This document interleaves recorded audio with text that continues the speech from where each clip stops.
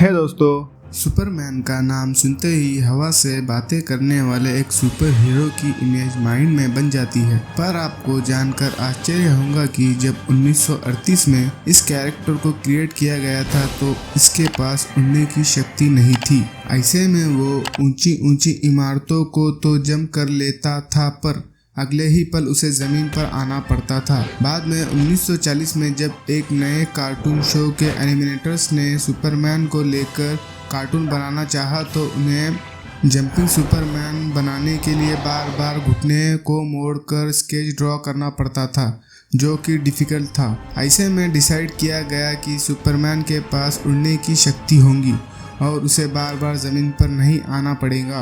इससे सुपरमैन को नई शक्ति भी मिल गई और एनिमेशन भी स्मूथ बन गए। मॉडर्न फिजिक्स की मदर कही जाने वाली महान वैज्ञानिक मैडम मैरी क्यूरी का नाम आपने जरूर सुना होगा। उन्हें उनके रेडियो एक्टिव पदार्थों पर किए गए शोध और पोलोनियम तथा रेडियम की खोज के लिए जाना जाता है। लेकिन शायद आप यह ना जानते हो कि रेडियो एक्टिव एलिमेंट्स में उनकी रुचि ही उनके मरने का कारण बनी। एक्सपोजर टू रेडियो एक्टिविटी की वजह से उन्हें प्लास्टिक एनीमिया नामक बीमारी हो गई, जिसने उनकी जान ले ली। यहाँ तक कि रेडिएशन ने उनके कपड़ों, फर्नीचर और किताबों को भी नुकसान पहुँचाया और उनके मरने के 100 साल बाद भी उनके चीजें रेडियो एक्टिव है और उन्हें लीड बॉक्स में रखा गया है और अगले 1500 सालों तक उन्हें ऐसे ही रखा जाएगा। कई बार पेरेंट्स से पैसे मांगने पर वो कहते हैं कि यहाँ पैसे का कोई पेड़ नहीं लगा है या फिर पैसों की कोई बारिश नहीं हो रही है जो तुम्हें हर बार पैसे देते रहे। लेकिन ब्रह्मांड में कुछ जगहें ऐसी भी है जहाँ पैसे तो छोड़िए, हीरो यानी डायमंड्स की बारिश होती है। सैटर्न और जुपिटर ऐसे ही दो ग्रह है जहाँ के वातावरण में बड़ी मात्रा में कार्बन मौजूद है और जब मौसम में बदलाव की वजह से कार्बन पर बिजली गिरती है तो वो बिल्कुल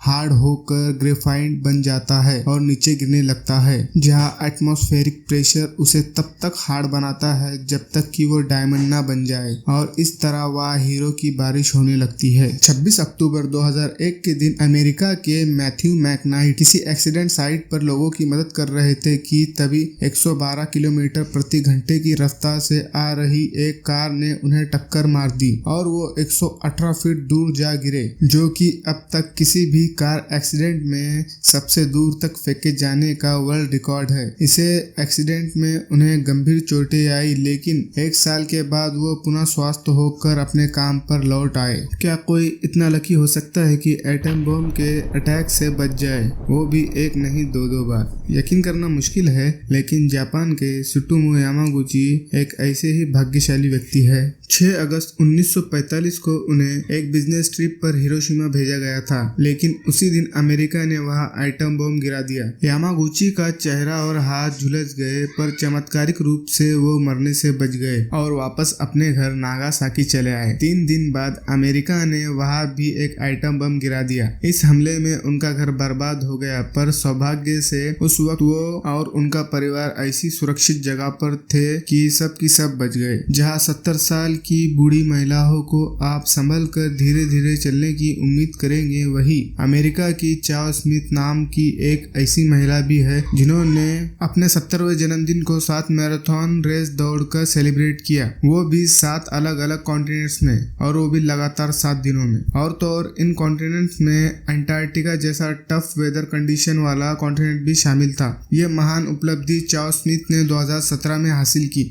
एक बार तो वो फ्लाइट लेट होने के कारण मैराथन शुरू होने से जस्ट पहले ही वेन्यू पर पहुंची, पर फिर भी उन्होंने रेस दौड़ी और पूरी भी की। जहां पूरी दुनिया में ब्रिज और फ्लाईओवर्स का निर्माण इंसानों की सुविधा के लिए किया जाता है, वही नेदरलैंड के द हाइक शहर में सिर्फ इसलिए एक ब्रिज का निर्माण किया गया ताकि गिलेरिया बिना किसी खतरे के हाईवे पार कर सके। इस ब्रिज को बनाने के लिए लगभग 1 करोड़ 8 लाख रुपए का खर्च आया।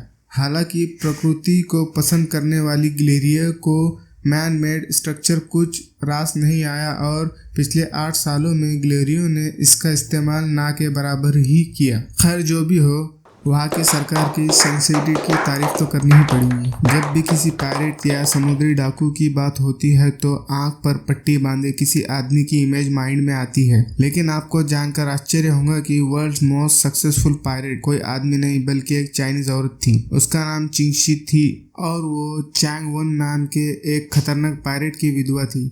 माना जाता है कि एक समय 1800 समुद्री डाकू की जहाजों पर उसकी हुकूमत चलती थी और उसके अंदर 80,000 आदमी काम करते थे। अगर आपसे पूछा जाए कि दुनिया की सबसे ज्यादा प्रिंट होने वाली बुक कौन सी है तो शायद आप बाइबल, कुरान या गीता या फिर हैरी पॉटर के बारे में सोचेंगे। लेकिन आपको जानकर आश्चर्य होगा कि फर्नीचर और होम एक्सेसरीज बनाने वाली आइकिया स्टोर का कैटलॉग दुनिया में सबसे अधिक प्रिंट होने वाला बुक रिकॉर्ड रखता है। लगभग 2 दर्जन भाषाओं में इसकी हर साल 20,000 बुक छपती है। दोस्तों वीडियो कैसा लगा कमेंट करके जरूर बताएं। लाइक कीजिए, शेयर कीजिए, सब्सक्राइब कीजिए। Thank you.